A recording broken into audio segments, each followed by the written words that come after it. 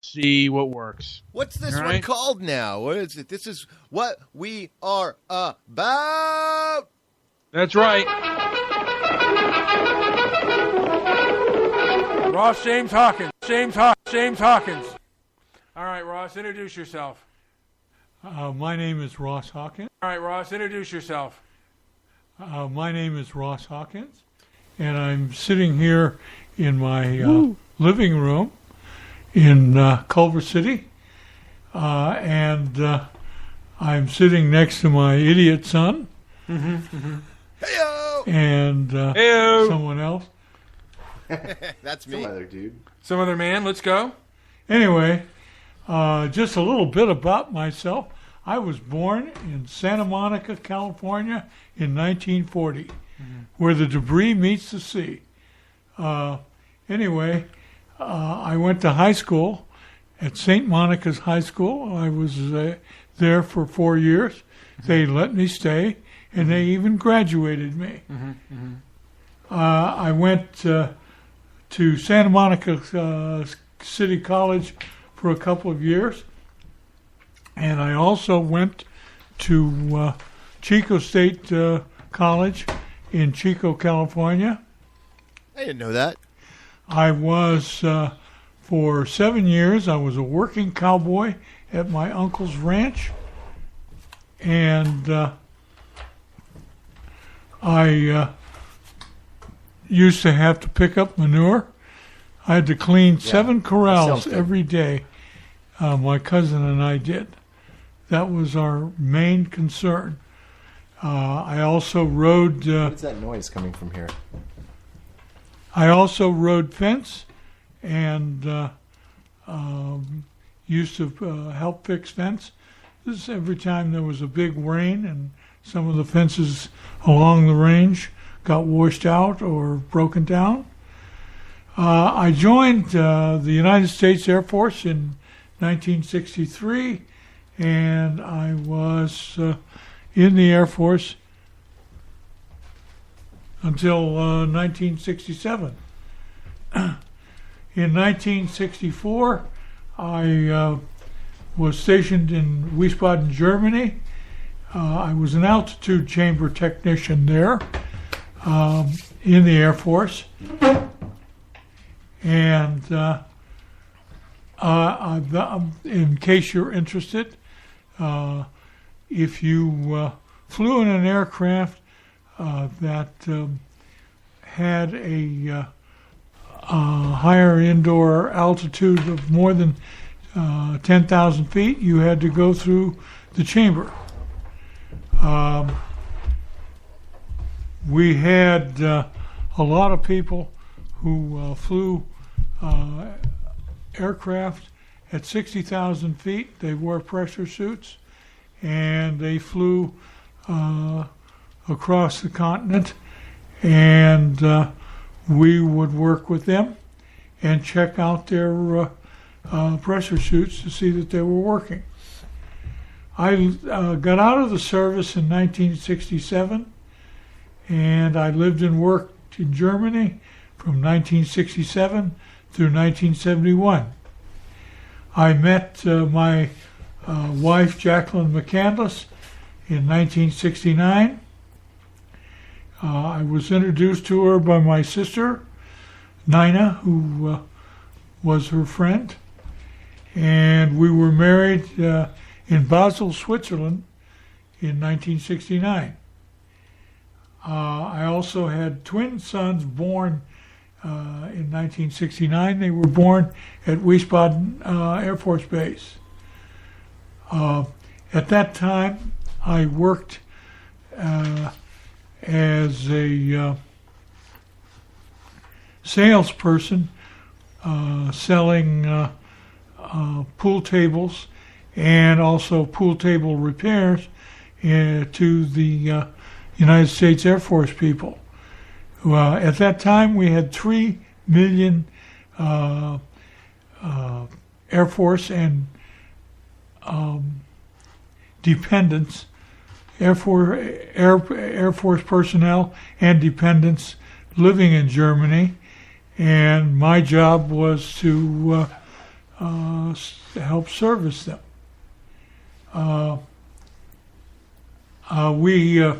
My wife and I came back to the United States in 1970, and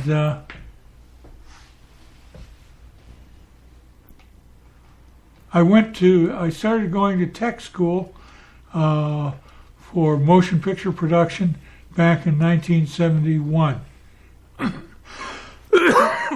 Excuse me. I was an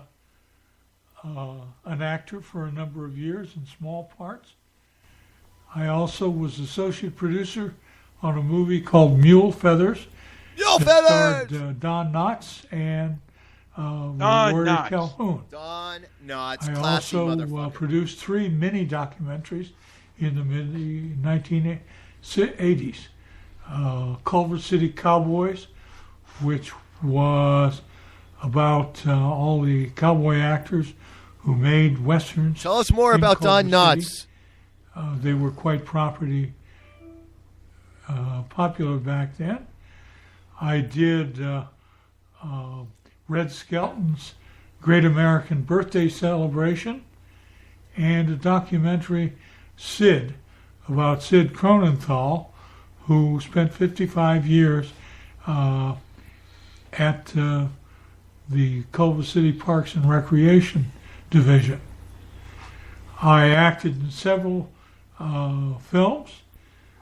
Most recently, I played a blacksmith in Die Hard Dracula. Currently in post-production is Fred Parrish, the man behind the camera. Fred Parrish is about the cinematographer and still photographer who made documentaries in the 1920s. Then he went to work for David O. Selznick as a still photographer. He took pictures of Katharine Hepburn and Lucille Ball when they were still in their 20s. And then I took pictures of several of his David Selznick's movies. I did still work on those. Anyway,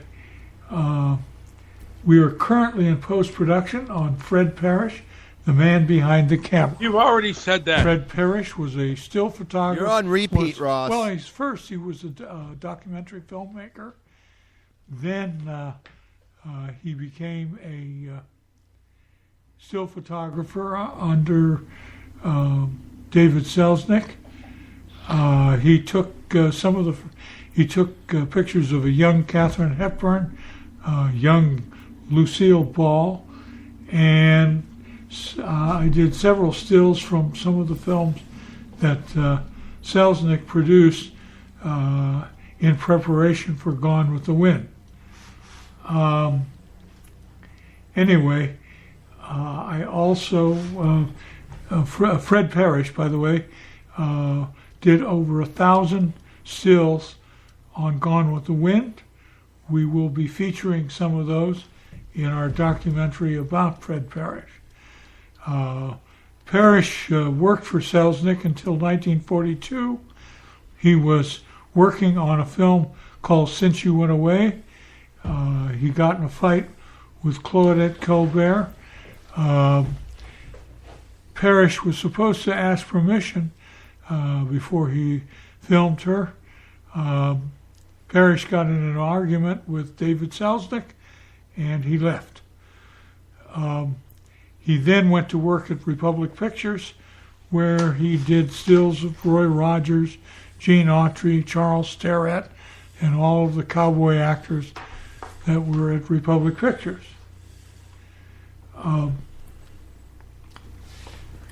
After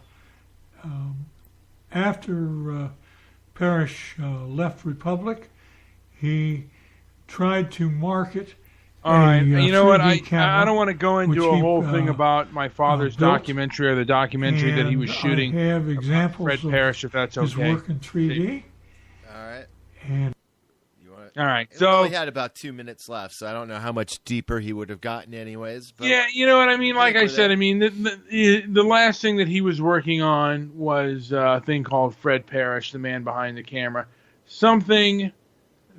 I ran the numbers, and the projected sales for that it was going to be about $58 Yeah. and 32 cents. Yeah, you know, I mean, the truth is, you know, he had great idea. I mean, he had good ideas before, but this idea was mainly for him. Yeah. A labor of more love, and you know, there's something along the line that we can do with that, but that's that was more his thing. And I should say, by the way, my name is Brian. I am the father of. I should say I'm the mother of Jack. I mean, the son of Jackie and the son of Ross. And Only both are only you could deceased. bungle that so badly. I know I did. I'm Jewish Joe. Just call me Joe. Just call him Joe. So Joe and Brian, and we're here, basically. And I just thought it would be nice to show a little bit of what my father was about. He did have the Scene Doc Company. He didn't do anything with it for a long time. But he was thinking of, like I said, making his main thing after his wife died was working on Fred Parrish, the man behind the camera. And let me just say, that guy was all business until the very end. He would constantly replay his vision for that movie over and over. Every time I saw him, he would jump in right into Fred Parrish. Yeah. And that was one of his, you know, and part of it was he was dealing with, you know, the death of his wife, and it was more of a project that was, you know, I mean, and he did things that, anyway. But the main thing we're about, like I said, I mean, I have my father's love of the movies. We didn't always agree. And I don't want to get into too much of it, but you know, the Scene Doc was his company. He did things for drugs and alcohol, you know, about drug and alcohol abuse, and He he did? yeah. What And he was did that? What was that about? We did a Spanish language thing on drugs and I mean, like for Spanish language. There was nothing out there at the time, and he did the first one thing on Spanish language. And then he shot a promo. Was it ever picked up and distributed? Yeah. And then he did a commercial for a Mexican doctor on dialysis, something that I probably need sooner or later. I I'll hope be there. not. I hope not. My brother-in-law goes to dialysis 3 days a week, and it just sucks the life out of you, literally. Yeah, I can imagine. Just draining. I can do the show. I wonder, can I do the show like being on dialysis and do the show? They do have. You could run dialysis from home. Yeah. I guess it's really expensive to have a dialysis machine. Well, you don't buy the machine; you rent it, and it's actually, you know, most of it probably will be covered through insurance if it's, you know, mandated or necessary as per your doctors. So when that day comes, I'll be there to inject you. I'll squirt you a little bit with who knows what kind of solution, and then it drains your your body of excess fluids.